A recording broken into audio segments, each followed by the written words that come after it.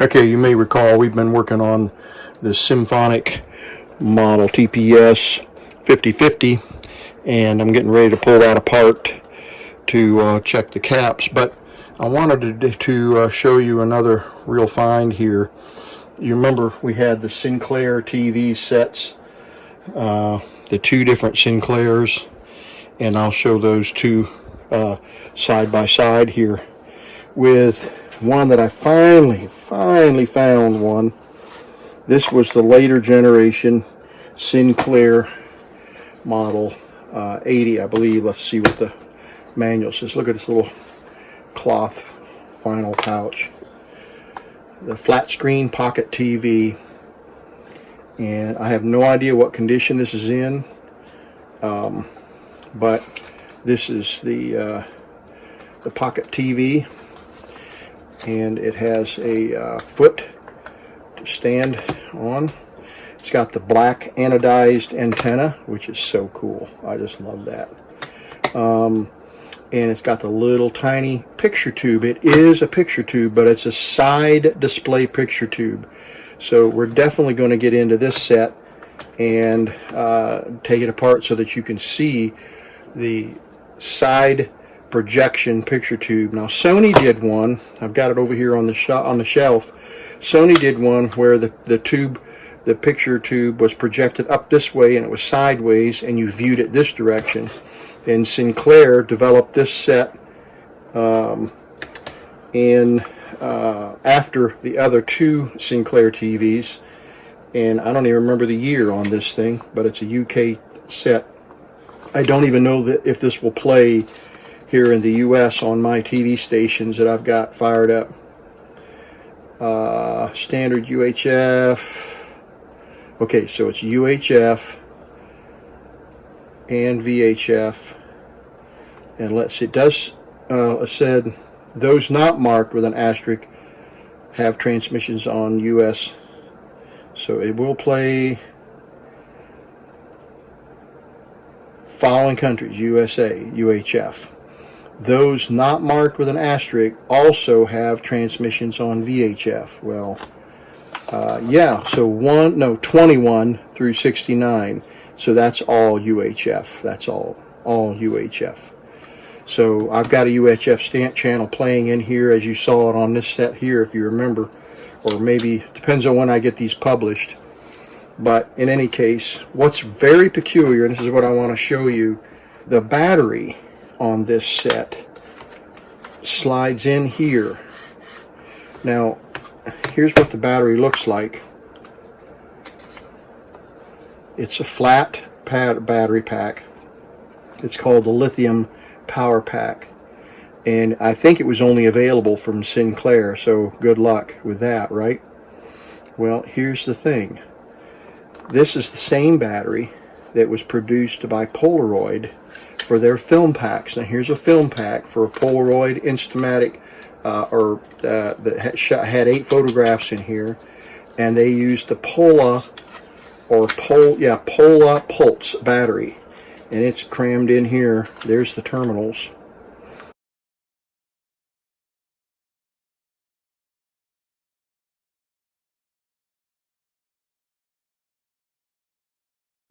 And it won't be a perfect fit because you can see the offset on the battery terminals here, but we're going to try to make it work. We're going to try to figure out a way to make this work. I hope this is positive and this is negative, but we'll try it out.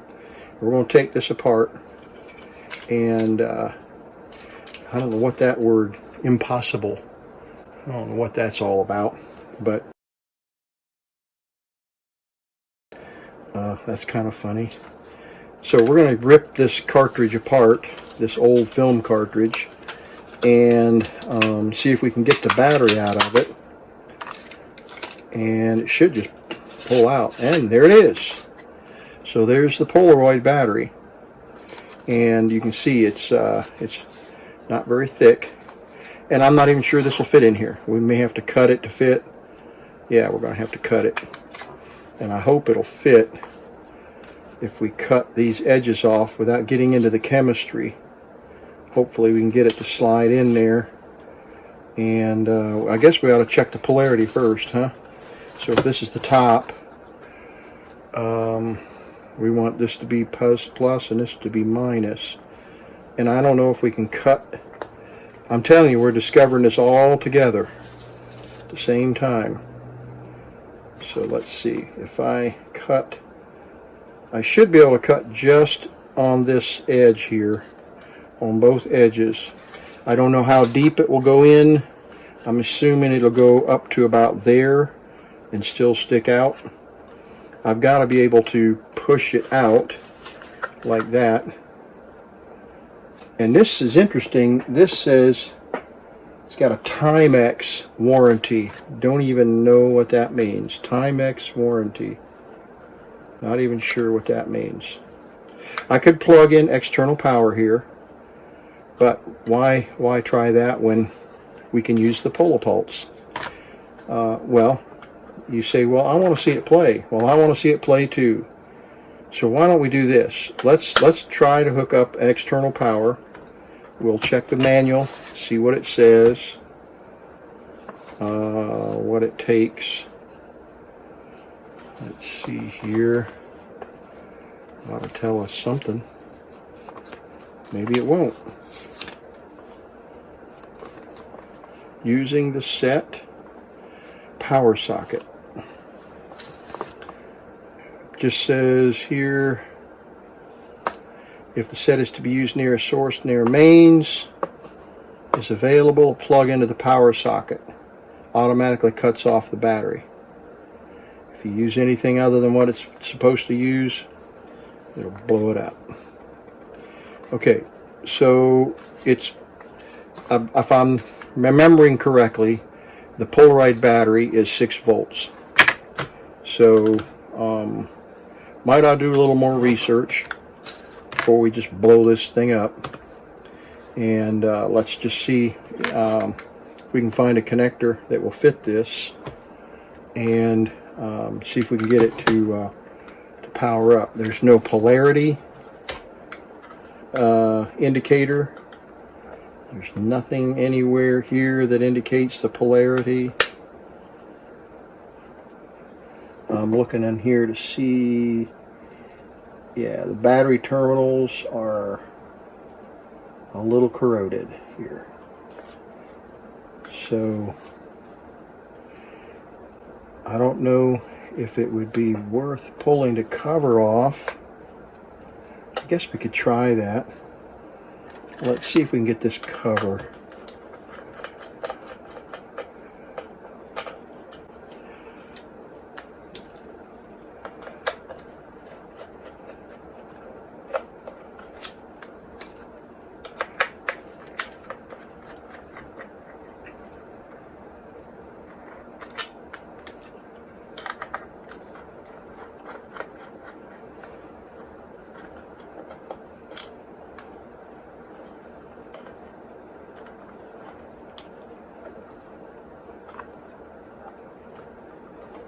Okay, does the TV antenna have to come off?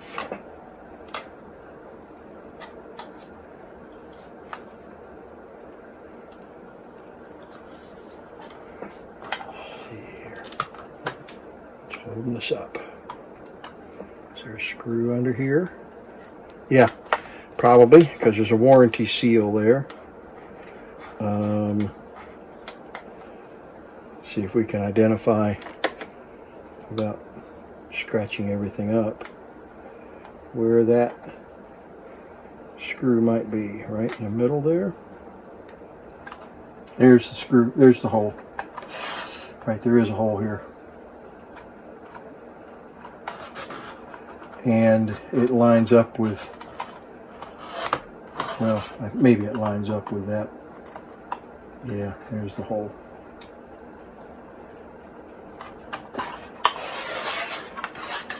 And is it a screw? It sure is. Okay, so we'll cut that out.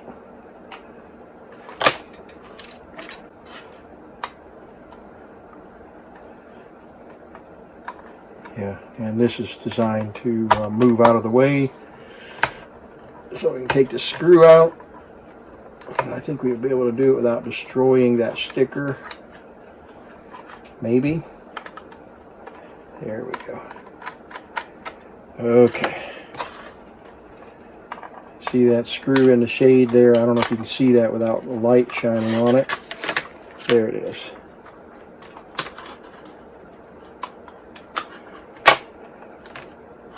Okay, so we didn't have to tear up the sticker at that point, but we did have to tear up the sticker to get the warranty seal, to get the screw out. Come on here. Alright. There we go. There we go. Alright. So now we just lift it up and see the picture tube. I bet you've never seen a picture tube like that before. I don't know whether it's any good or if it's anything left of it, but there it is.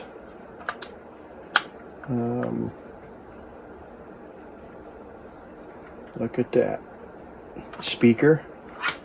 There's the picture tube.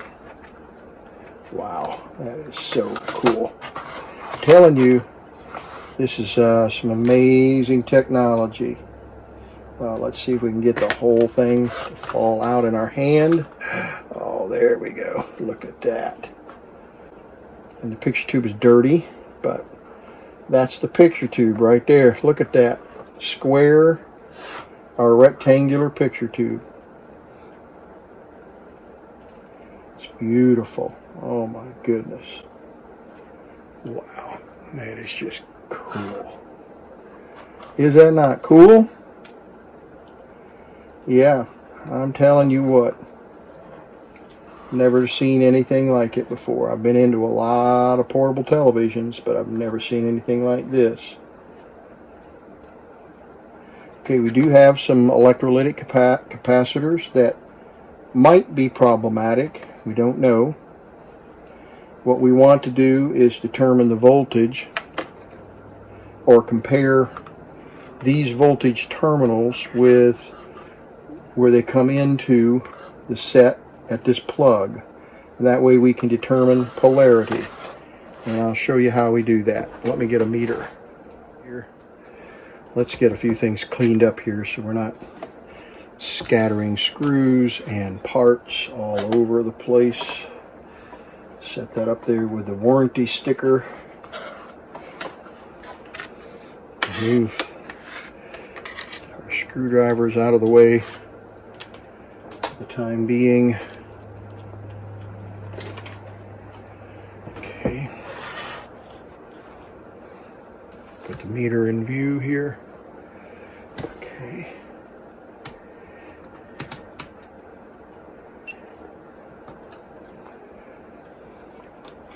All right, we'll leave that down. Okay. So we're gonna touch the pin of the external power supply, the center conductor, and we'll touch it to pull this tape away from the terminals. There we go. And the positive. Assuming red is positive and black is negative, let's start with positive. Okay. Alright, so positive is the outside and negative is the pin. Okay, so that's good to know.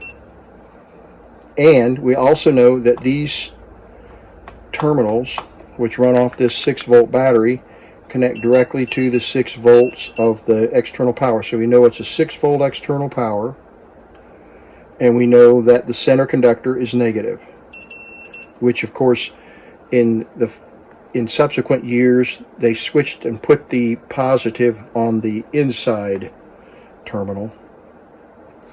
And so we can do this since we've got it apart this far before we destroy this battery, because we're going to have to adjust this battery to fit. Oh, let's determine the polarity on this too while we're right here. Let me pull it up into the screen. Okay. Okay, here we go. And right, that's plus, so that's 6 volts, 6.2 volts.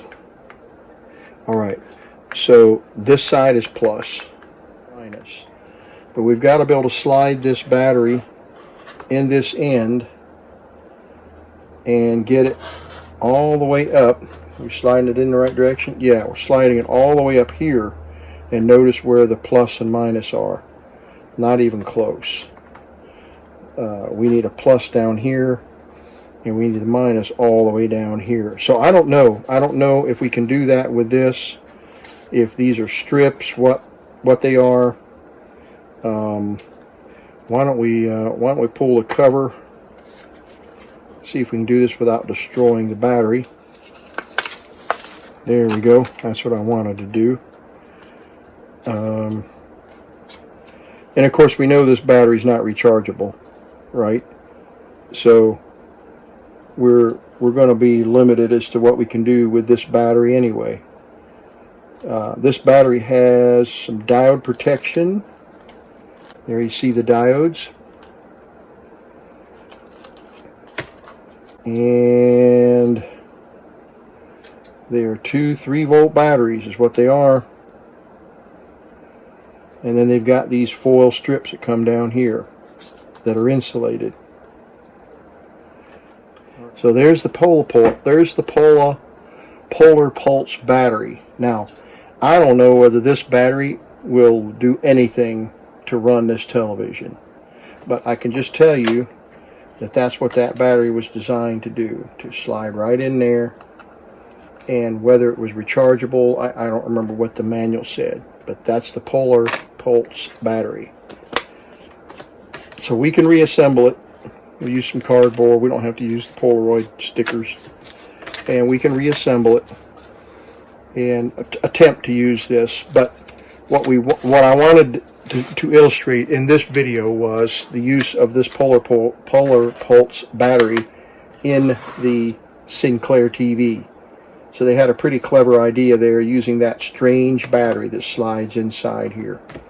But what we now can do, now that we know that we've got a negative center pin and an external positive pin, is we'll get an adapter and plug in 6 volts here, and we'll see if the TV even fires up. And that's of course the $64,000 question, isn't it? Does the TV work? The switch is the volume. I'm going to turn it here so I can turn it.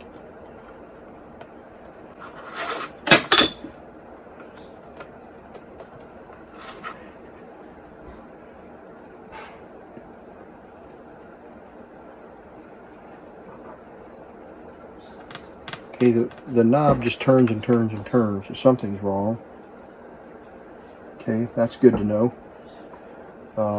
Could be that the knob is, oh, I see. Oh, okay, that was broken.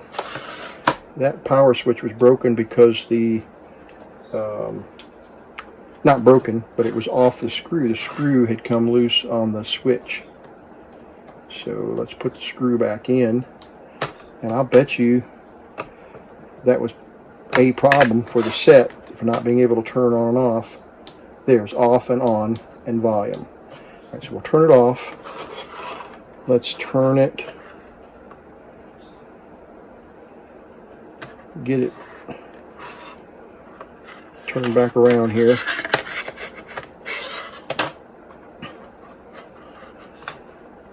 And set it right down on the frame. And let's get power up here to the power supply. And we'll see if we have any TV.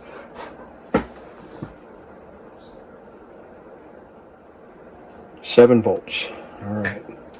So those buggers are really hot. 7 volts. All right. Now. All right. So we've got our power ready to go here. Plug that in.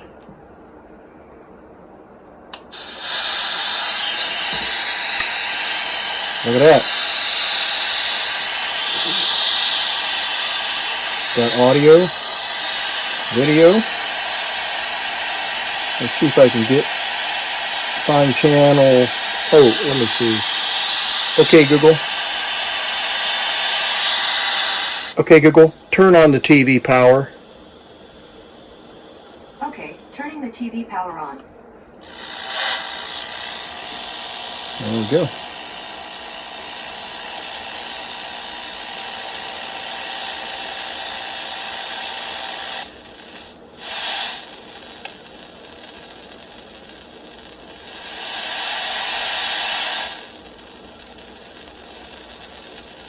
The way he talks, and besides, imitation is a sincere. I just this once for old time's sake, but this is the last time. Don't ask me to do it again. All right, you late brain, you get wet, you knucklehead, you idiot, is you wearing guard? I want you one of those sacks and outside on the double move.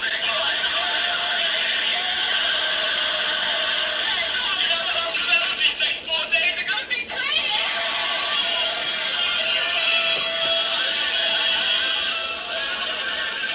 Look at that.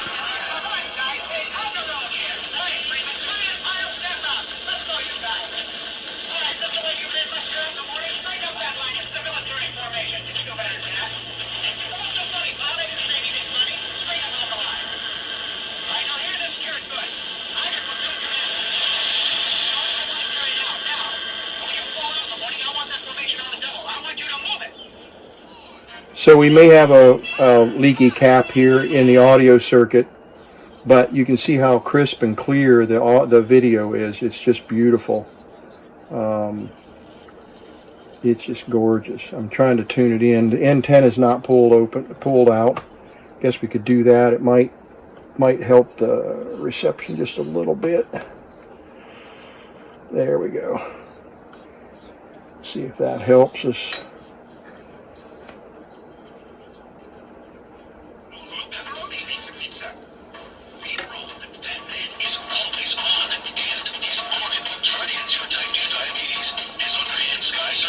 Looks good, doesn't it? Full screen. It's a full screen picture, even though it's 16 by 9. You know, it's scrunched it down, but that's the size of the screen. So, pretty impressive. Let me turn this off so you can see it a little better. Let me block the light. There you go.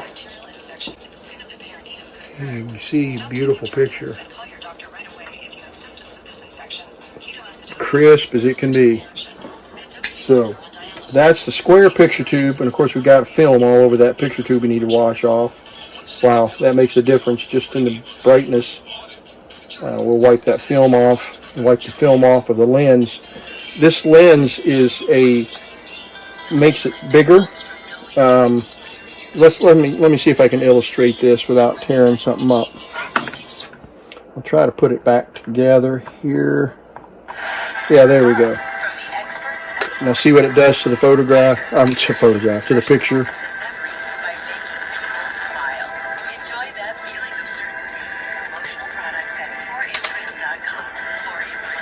Makes it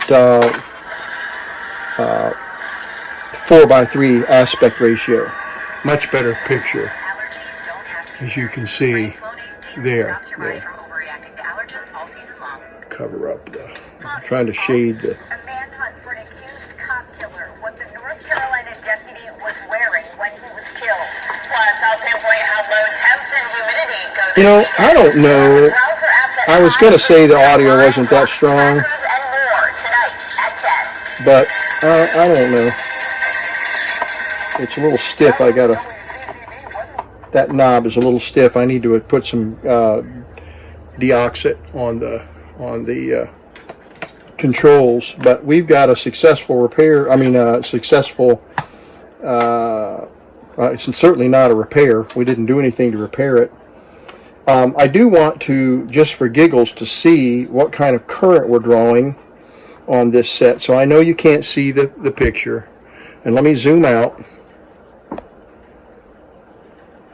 Zoom back out.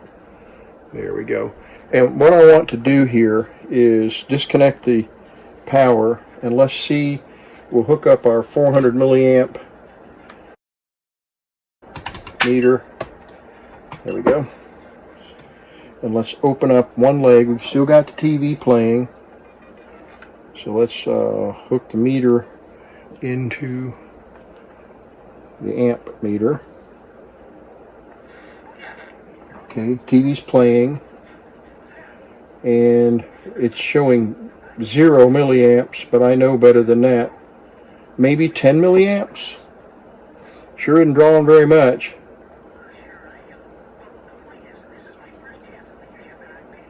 I wonder why we're only showing less than 10 milliamps current. That just doesn't seem possible.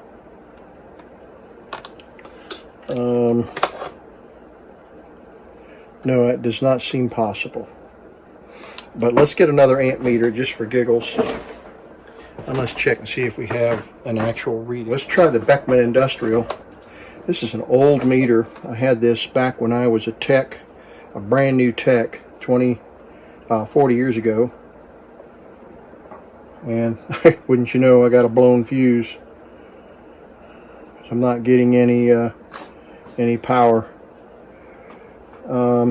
Great. All right, let's try it on the 10 amp range. I don't think that'll make any difference, but oh yeah, it does. Okay. It's not very accurate, but we're on the 10 amp range, and we're looking at 90 milliamps.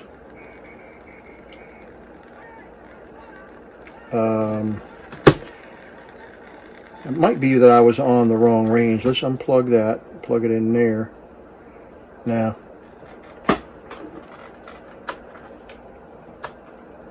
yeah, my milliamp fuse is blown, so it'll only read on 10 amp range. And if that's accurate, we're looking at 100, probably 100 milliamps.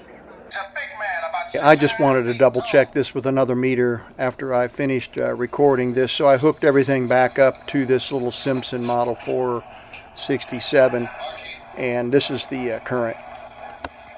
All right, now, since we're right here, and we've got the TV working correctly, and we don't care about the meter at this point, let's double check, make sure we got TV working here. Turn the volume up. Okay, working fine. Let's Tomorrow will be 1 week, sir. I see. That is perfect. This is your first assignment. I'm going to take you over to the I'm sorry, let me turn the volume down. I remember a couple of years ago. Turn the volume, turn it. I was determined. Down. Double check and see what's positive, what's negative. Okay, so this is positive. This is positive.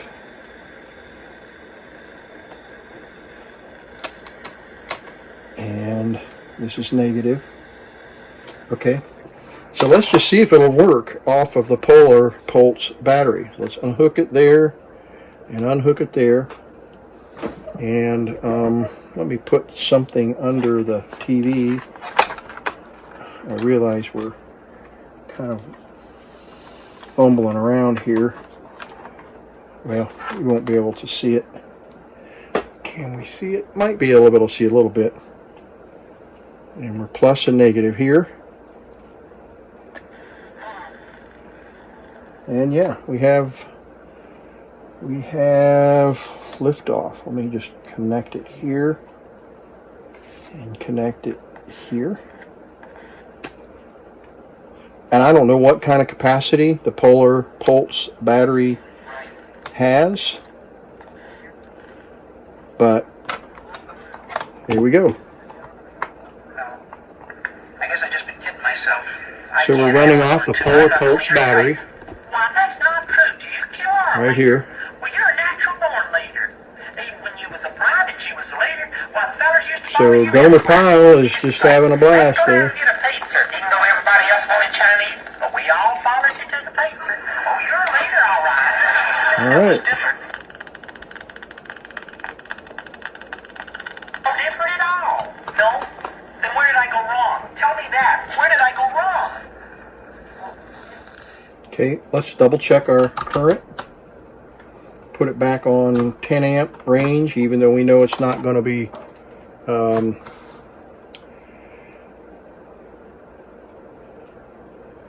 we still got a negative. Okay. Yeah, 100 milliamps. Do that, 90 milliamps. Okay, so the polar pulse battery would work in here if we realigned the foil down farther into the battery pack. We could probably get the polar pulse battery to work in the TV set. But why would we do that now that we know what kind of voltage it takes for external power, except to want to be portable, right? So that would be the secret, to rig up a battery that will work in the TV like this. This is not going to last very long, even at 100 milliamps, because I don't know what these what kind of capacity these polar pulse batteries have, and probably could look that up, try to find an answer. But there's a part number there, I think, that might be the part number for the battery pack. But yeah, we could probably rig that up. But I've got so many other projects on the bench. I've got the 007 Secret Agent watch, TV watch. I got the Symphonic I need to get going. The capacitors for the Secret Agent 007 watch came in. Watch TV watch. They came in today, so I've got to get some capacitors put into that television. And I've got some other TV work to do for some friends, some Xena transoceanic work that has to be repaired. So I've got too many projects and not enough time. I guess I need to retire. All right, well listen, I appreciate you so much watching the Vintage Tech, and I do hope you get a kick out of some of these videos. As much fun, maybe, or nearly so anyway, as much fun as I have putting them together. And I knew you would get a kick out of the Sinclair TV. Before I go, let me go get the other two models. So there were 3 models of the Sinclairs, and this is the TV1. What did we call it? TV-1 or something like that. It's the Model 80, I think, is another model that they called it. And but this is the let's see if I've got the model number in here. FTV1, and by Sinclair. Let me get the other 2 TVs and we'll put them all together. Okay, we've got the Sinclair Microvision, which was the original set. This is the MTV1, model MTV1, and it was a world band TV. It had USA, European, and UK. And I got this set working.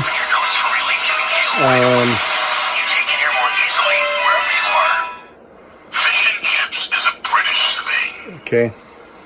But Southern Hush Puppy British fish strips would And so this set works beautifully, and it's the multi-band VHF and UHF, and it has the UHF antenna on it and the VHF antenna, whip antenna. So that was the first one, a metal case, and that was I've got about 6 of these in various condition, and have replaced lots of. They had an internal battery pack that was NiCad, and you have to replace those batteries, and they're corroded and destroy the inside of the sets. They're very complicated to work on, and I've done a couple of videos on those. Then there was the Microvision, Sinclair Microvision MTV1B, MTV1B, and this was the UK standard system, CCIR System 1 PAL TV, and I actually can get a video on the set, but no audio. Because of the PAL standard, I can tune into video, but the audio is too far away on the channel in order to tune. So it's just the standard. So I got a video, but no audio. And there you saw we were still on UHF. This is a UHF set. So it's VHF, UHF, and then a straight UHF set. And then the third and final Sinclair they came out with a picture tube was the one we just watched. And this is the FTV1, FTV Sinclair Microvision. I guess they called it a Microvision. But it had the real picture tube, not an LCD. And so a genuine rectangular picture tube, which I hope you got a kick out of seeing that, because I don't think I've ever seen one like that. But that's the full set right there of the Sinclair TVs. I'm real proud to finally have the set complete, and I'm proud that they all work. I mean, I don't have a PAL standard transmitter in the shack, so I can't tune in the audio on this, but that's okay. This used external batteries. Let me pop that out for you real quick. Used a standard AA battery pack like this, and so it was made it a lot more convenient for folks. You didn't have to worry about the batteries, charging the batteries. You didn't have to worry about having those replaced by a technician or whatever. And so that was a nice improvement on this TV. And then of course the Sinclair FTV1 is even smaller. As you can see, it's a little thinner, and came with this really cool little pouch. So there we have the Sinclair series all working again. I'm thrilled that the little Sinclair FTV1 works. And I may fiddle with a battery, and if I do, I'll post another video on this set playing with its battery pack. But like I said, I've got too many other projects on the table right now to be too concerned about getting this one to play with a Polar Pulse, or whatever that battery is called. Alright, well listen, thank you for watching the Vintage Tech, and if you have any comments or questions, don't hesitate to let me know. Alrighty, we've got the battery put in there. I haven't put the screws back in the case, but the battery is slid in. You can see it there. And I was able to get the connections made, and there we go. We're watching Pink Panther this morning, and doing great on portable setup here.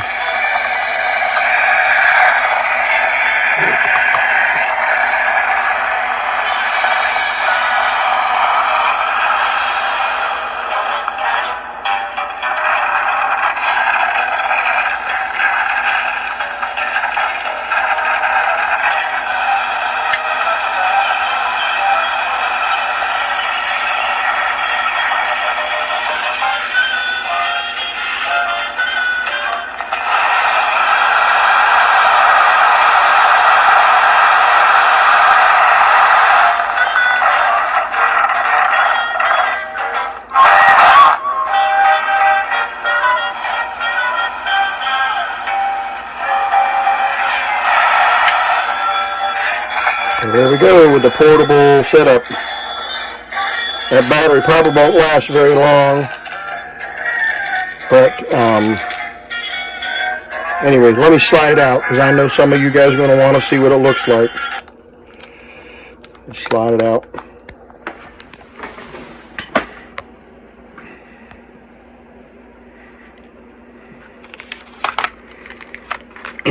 And there you go. Foil tape, positive and negative, and it just slides right in there. So that's all there is to the battery for the FTV1 Sinclair.